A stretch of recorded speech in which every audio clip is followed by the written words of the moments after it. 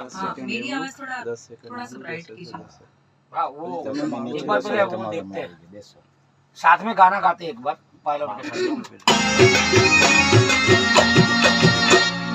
Tip टिप टिप टिप टिप जोने जाने हावी टिप टिप टिप टिप टिप जोने जाने हावी आजा रामेंद्र के साथे पर जनावी या रामेंद्र के साथे पर जनावी टिप टिप टिप टिप टिप जोने जाने हावी।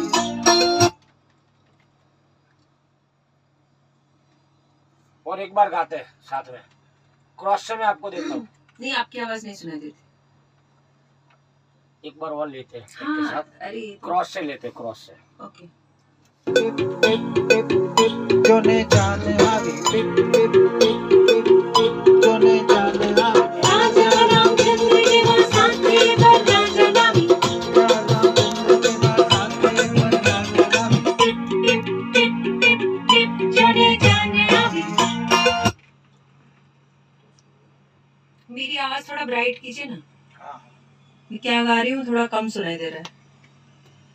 वो एसी ओह हाँ, एसी भी चल रहा है। हाँ हाँ जोने जाने हावी राजा रामचंद्र के साथे पर जनावी या रामेंद्र के साथे पर जनावी टिप टिप टिप टिप टिप जोने जाने हावी।